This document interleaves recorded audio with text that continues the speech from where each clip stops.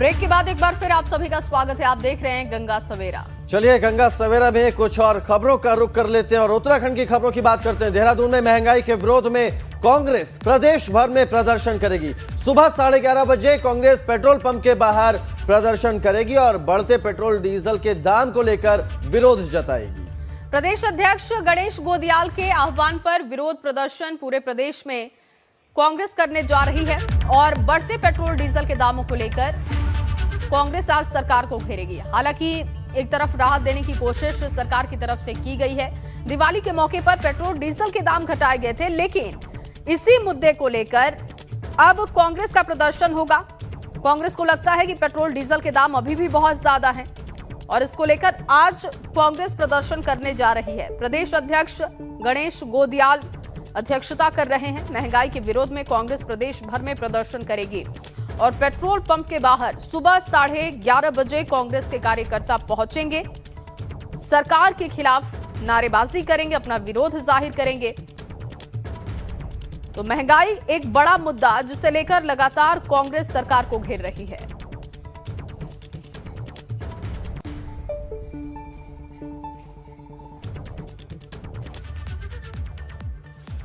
और चलिए इन्हीं तमाम इस खबर पर तमाम जानकारी देने के लिए रवि कैंतुरा मेरे सहयोगी मौजूद हैं।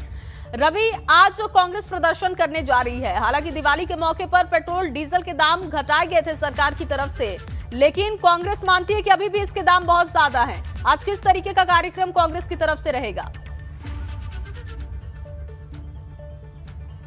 जी देखिए, अगर आज बात करें तो पूरे प्रदेश में कांग्रेस के प्रदर्शन है और तमाम जिला मुख्यालयों पर जो प्रदेश अध्यक्ष गणेश गोदियाल उनके आह्वान पर ये प्रदर्शन रखे गए हैं। अगर देहरादून की बात करें तो यहाँ पर भी कई पेट्रोल पंप पर कांग्रेस प्रदर्शन करेगी और जो प्रदेश अध्यक्ष गणेश गोदियाल हैं वो यहाँ पर प्रदर्शन में शामिल होंगे। इसके अलावा तमाम जिलों में आज प्रदर्शन है और पूरी तरीके से बीजेपी सरकार को घेरने की कोशिश कांग्रेस कर रही है। लगातार महंगाई के मुद्दे पर पहले भी कांग्रेस मुखर रही है और इस बार भी अगर बात करें तो अभी चुनाव से ठीक पहले एक बार महंगाई का मुद्दा विपक्ष जोर शोर से उठाना चाहता है। अगर बात करें महंगाई की, जैसा आपने भी जिक्र किया, तो पहले अगर दिवाली की बात करें तो दीपावली पर जो पेट्रोल और डीजल के दाम है वो केंद्र की तरफ से कम किए गए हैं, जिससे कुछ हल्की राहत लोगों को मिली है। इसके साथ ही खाद्य तेलों में भी अब कुछ कटौती की गई है। हमने खुद देखा है कि जो सरसों का तेल है वो 7 रुपये और जो रिफाइंड ऑयल है वो 15 से 20 रुपये लीटर में कम हुआ है। ऐसे में जहां सरकार एक और राहत देने की बात कर रही है, लेकिन लगातार बढ़ती महंगाई है उसमें विपक्ष का साफ तौर पर कहना है कि इतनी राहत ऊंट के मुंह में जीरे के समान है। तो इसी को देखते हुए आज पूरे प्रदेश में एक बड़े प्रदर्शन कांग्रेस के द्वारा रखे गए हैं। चुनाव से पहले महंगाई के मुद्दे पर कांग्रेस बीजेपी को घेरना चाहती है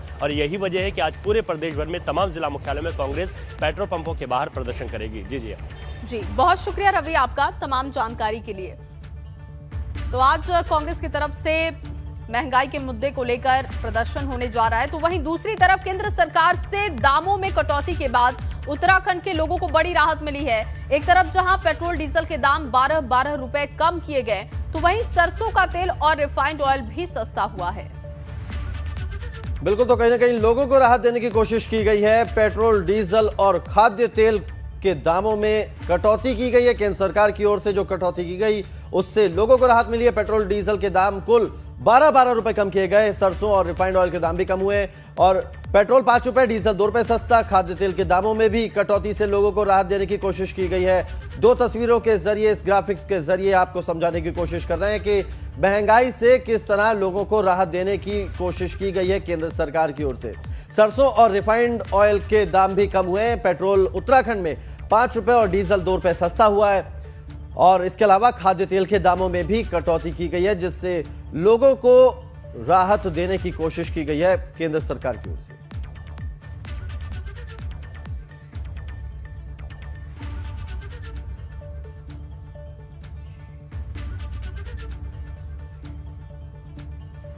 चलिए अब हमारे साथ हल्द्वानी से हमारे संवाददाता अंकित साहब भी जुड़ गए हैं। अंकित साहब का रुख कर लेते हैं। अंकित, एक और केंद्र सरकार ने कोशिश की है कि लोगों को महंगाई से थोड़ी राहत दी जाए, फौरी राहत देने की कोशिश भी की गई, दाम भी कम किए गए पेट्रोल डीजल या खाद्य तेल की अगर बात कर लें तो, लेकिन कांग्रेस प्रदर्शन कर रही है। किस तरह का प्रदर्शन होगा हल्द्वानी में और क्या उसकी तैयारी है? देखिए कौशल, आपको बता दें कि आज प्रदेश सरकार के खिलाफ कांग्रेस सड़कों पर उतरने वाली है। महंगाई के खिलाफ कांग्रेस प्रदर्शन करने जा रही है। जिस तरह से आपको बता दें कि जो महंगाई के रेट्स लगातार बढ़ रहे हैं, पेट्रोल डीजल के दामों में लगातार वृद्धि हुई है, उसके खिलाफ आज कांग्रेस सड़कों पर उतरकर सरकार के खिलाफ प्रदर्शन करेगी। और 2022 चुनाव नजदीक है तो कोई भी मौका कांग्रेस नहीं छोड़ना चाहती। वहीं बात करें जिस तरह से पेट्रोल डीजल के दामों में जो वृद्धि हुई थी, भले ही प्रदेश सरकार ने कटौती करी, लेकिन कांग्रेस लगातार सवाल उठा रहा है। कांग्रेस का साफ तौर पे कहना है कि जो वृद्धि करी हुई है सरकार ने, उसमें और कमी लाए, और अगर जल्द इसमें कमी नहीं लाती है तो प्रदेश सरकार के खिलाफ जल्द से जल्द कार्रवाई की जाएगी और उग्र आंदोलन किया जाएगा। और वहीं आज बता दें कि प्रदेश भर में कांग्रेस प्रदर्शन करने जा रही है। नैनीताल जिले की बात करें तो नैनीताल जिले के कई क्षेत्रों में आज कांग्रेस प्रदर्शन करेगी। हल्द्वानी में भी यहाँ प्रदर्शन होगा और महंगाई के खिलाफ कांग्रेस का उग्र आंदोलन देखा जाएगा। जी बहुत शुक्रिया अंकित आपका तमाम जानकारी के लिए। बिल्कुल, तो महंगाई के विरोध में प्रदर्शन करेगी कांग्रेस। उत्तराखंड में हर शहर में, हर जिले में प्रदर्शन होगा। आगे बढ़ते कोटद्वार से एक बड़ी खबर आपको बता दें। एनटीसीए की रिपोर्ट पर वन मंत्री ने सवाल उठाए हैं। एनटीसीए ने गलत रिपोर्ट तैयार किया, यह कहना है वन मंत्री हरक सिंह रावत का।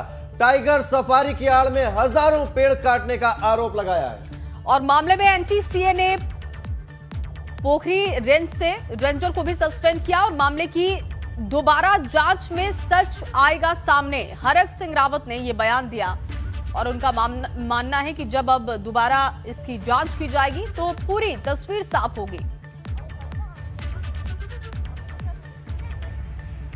जांच, अगर जांच होती तो जांच प्रभावित न हो, इसलिए निलंबित किया गया। बाकी कोई निलंबन कोई सजा थोड़ी है, निलंबन कोई अपराध थोड़ी है। निलंबन से ये साबित थोड़ी होता कि साहब उसने कोई गलती करी है।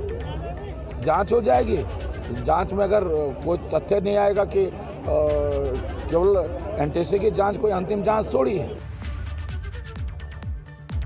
और अब खबर हरिद्वार से है, जहां हरिद्वार में सीएम पुष्कर सिंह धामी ने संतों से मुलाकात की और सबसे पहले मुख्यमंत्री जैन मंदिर पहुंचे, जहां पर वो जैनाचार्य विश्व रतन सागर सूर्य जी महाराज से भेंट कर आशीर्वाद लिया। इसके बाद मुख्यमंत्री ने कनखल स्थित जगत गुरु आश्रम में राजेश्वरम से मुलाकात की और 2 तस्वीरें मुख्यमंत्री की संतों से मुलाकात की आपको दिखा रहे हैं। जैनाचार्य विश्व रत्न सागर से मुलाकात की, संत राजेश्वरम से भी मिले हैं मुख्यमंत्री पुष्कर सिंह धामी। हरिद्वार के दौरे पर थे सीएम और इस दौरान संतों से मुलाकात की, उनका आशीर्वाद लिया। 2 तस्वीरें आपको दिखा रहे हैं। जगत गुरु आश्रम में पहुंचे थे मुख्यमंत्री, संतों से मिले हैं मुख्यमंत्री पुष्कर सिंह धामी। जैनाचार्य से मुख्यमंत्री पुष्कर सिंह धामी ने आशीर्वाद लिया। बस उनका आशीर्वाद लेने के लिए आए हुए हैं और उनका मार्गदर्शन भी लिया है, क्योंकि कठिन साधना और कठिन तप उनके द्वारा किया जाता है। और एक बड़ी अच्छी बात यहाँ हुई है, श्वेतांबर और पीतांबर दोनों जो समुदाय हैं, उन दोनों समुदाय के लोगों ने यहाँ पर बड़ा अच्छा मिलन किया है। निश्चित रूप से मिलन हमारी संस्कृति का बहुत बड़ा एक रूप है, सबको मिलाने का रूप है। भगवान राम ने भी सबको मिलाया था, भगवान कृष्ण ने भी सबको मिलाया था। और वहीं दिवाली पर आतिशबाजी की वजह से उत्तराखंड के भी कई शहरों की आबो हवा काफी प्रदूषित हो गई है। देहरादून और हरिद्वार में एयर क्वालिटी इंडेक्स 300 के पार पहुंच चुका है। और ये एयर क्वालिटी इंडेक्स सेहत के लिए नुकसानदायक माना जाता है। और किस शहर में क्या AQI लेवल है वो आपको दिखा रहे हैं। देहरादून में 327, हरिद्वार में 321, ऋषिकेश में 257। तो खतरनाक स्तर पर है प्रदूषण। दिवाली के बाद उत्तराखंड में अलग अलग शहरों की हवा प्रदूषित हो गई है, चाहे राजधानी देहरादून की बात कर ले, धर्मनगरी हरिद्वार की बात कर ले या फिर योग नगरी ऋषिकेश की बात कर ले। वहीं उत्तराखंड में 4 धामों के कपाट बंद होने का सिलसिला भी जारी है। रविवार सुबह 8 बजे जहां केदारनाथ धाम के कपाट बंद हुए तो दोपहर ठीक 12:15 पर यमुनोत्री धाम के भी कपाट बंद कर दिए गए।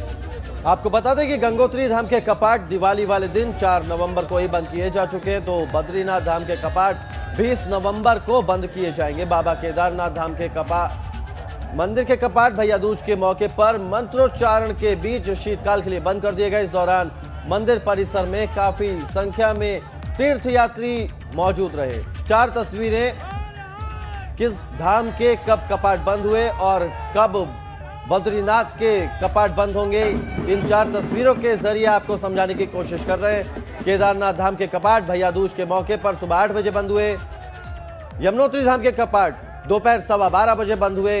गंगोत्री धाम के कपाट 4 नवंबर को बंद हुए और 20 नवंबर को बंद होंगे के बद्रीनाथ धाम के कपाट।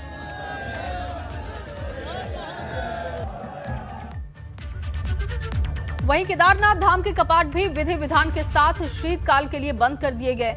रविवार सुबह 8 बजे केदारनाथ धाम के कपाट बंद हुए। सेना के बैंड की भक्तिमय धुन के साथ बाबा केदारनाथ की डोली ने मंदिर की परिक्रमा की और शीतकालीन गद्दी स्थल ओंकारेश्वर मंदिर ऊखी मठ के लिए रवाना हो गई। केदारनाथ बाबा की पंचमुखी विग्रह मूर्ति अलग अलग पड़ावों से होते हुए शीतकालीन गद्दी स्थल ओंकारेश्वर मंदिर ऊखी मठ में विराजमान होगी। आपको बता दें केदारनाथ धाम में इस वक्त चारों ओर बर्फ जमी है, जिसके चलते मौसम बेहद ठंडा है। बाबा केदार के कपाट बंद होने की प्रक्रिया के दौरान बड़ी संख्या में तीर्थयात्री और देवस्थानम बोर्ड से जुड़े लोग, जिला प्रशासन और तीर्थ पुरोहितों के अलावा हकूकधारी मौजूद रहे। साथ ही इस बार करीब 4.5 लाख से ज्यादा तीर्थयात्री चारधाम यात्रा पर पहुंचे, जिनमें से 2,40,000 से ज्यादा तीर्थयात्रियों ने भगवान केदारनाथ के दर्शन किए।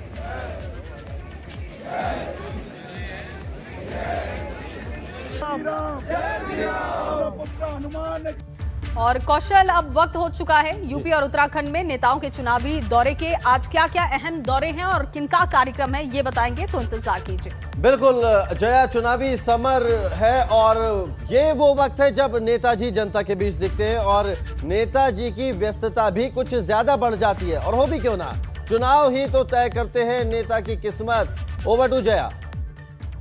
जी कौशल, बताएं आपको कि आज कई नेताओं के अहम दौरे हैं। सबसे पहले सीएम योगी की बात करते हैं। सीएम योगी आज दिल्ली दौरे पर रहने वाले हैं और आपको बताएं कि सीएम योगी आगामी चुनावों को लेकर दिल्ली में होने वाली बीजेपी राष्ट्रीय कार्यकारिणी की बैठक में हिस्सा लेंगे।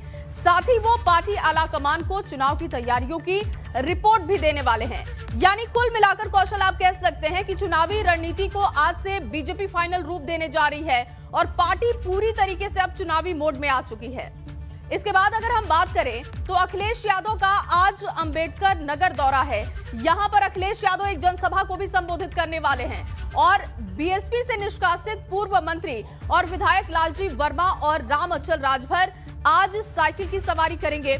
अखिलेश यादव की मौजूदगी में दोनों नेता सपा का दामन थामेंगे और दोनों की पार्टी में ज्वाइनिंग के जरिए सपा पिछड़ी जातियों में बड़ी सेंधमारी की तैयारी में है। साथ ही इससे बसपा को बड़ा झटका भी लगने जा रहा है। इसके आगे आपको बताएं कि कानपुर देहात में आज प्रगतिशील समाजवादी पार्टी की सामाजिक परिवर्तन रथ यात्रा के चौथे चरण की शुरुआत होगी। सामाजिक परिवर्तन रथ की शुरुआत कानपुर देहात के अकबरपुर रनिया विधानसभा क्षेत्र से होगी। सुबह 10 बजे का यहां पर कार्यक्रम बताया जा रहा है। राष्ट्रीय अध्यक्ष शिवपाल सिंह यादव इटावा से कानपुर देहात पहुंचेंगे और यहां पर वो परिवर्तन रैली को संबोधित करेंगे। इसके बाद सामाजिक परिवर्तन रथ पर सवार होकर उन्नाव के लिए निकलेंगे। प्रगतिशील समाजवादी पार्टी की सामाजिक परिवर्तन रथ यात्रा लखनऊ पहुंचकर अपने चौथे चरण का समापन करेगी, तो ये भी बेहद अहम रहेगा। इसके अलावा अगर हम बात करें तो आज शामली में भी कार्यक्रम है। शामली में आज राष्ट्रीय लोकदल के राष्ट्रीय अध्यक्ष जयंत चौधरी भी परिवर्तन संदेश रैली को संबोधित करेंगे।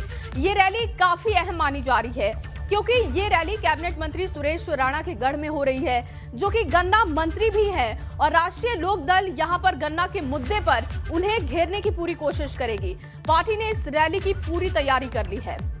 और इसके अलावा अगर हम उत्तराखंड की बात करते हैं कौशल, तो यहाँ पर चुनावी यात्राओं की बात की जाए तो देहरादून में पूर्व सीएम हरीश रावत के ताबड़तोड़ कार्यक्रम देखने को पहले मिल रहे थे और अब प्रेस कॉन्फ्रेंस वो करने जा रहे हैं। सुबह 11 बजे का समय बताया जा रहा है। कांग्रेस मुख्यालय में हरीश रावत प्रेस कॉन्फ्रेंस करेंगे।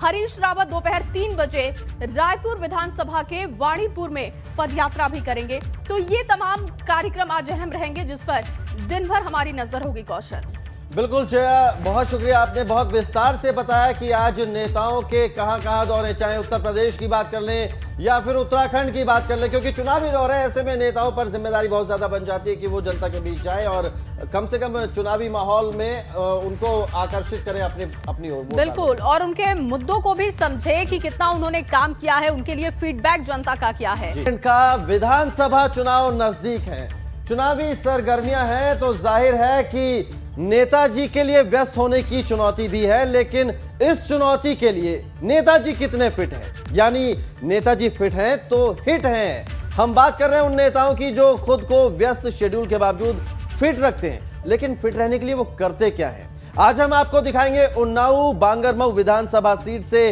भाजपा विधायक श्रीकांत कटियार के फिट रहने का फॉर्मूला।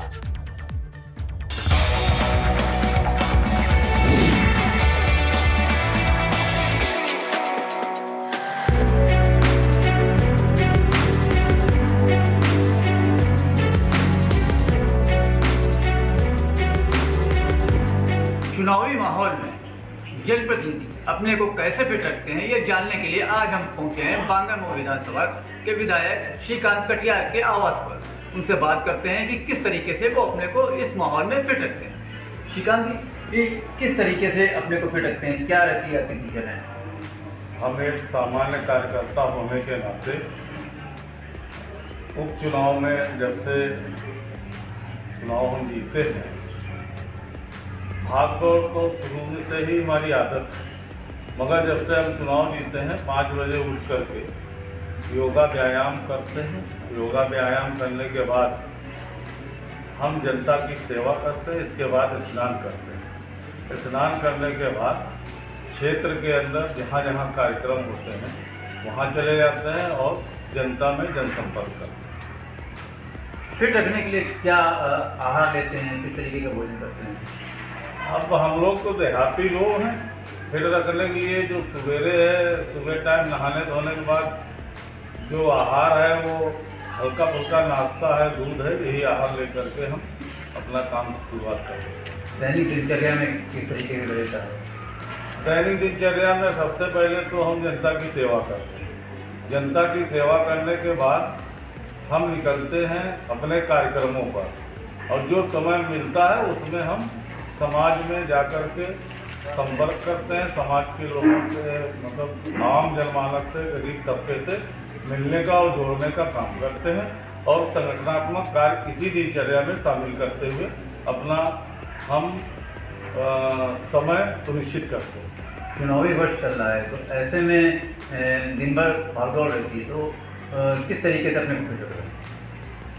चुनावी दौर में तो हम आपसे बता ही चुके हैं। सवेरे की दिनचर्या हमारी यही है कि उठने के बाद, योगा करने के बाद, नहाने धोने के बाद योगा से फिट करते हैं, और क्षेत्र में जब निकलते हैं तो इतनी भागदौड़ हो जाती है तो दूसरा योगा हो जाता है। इसलिए हम पूरी तरीके से स्वस्थ हैं, फिट हैं।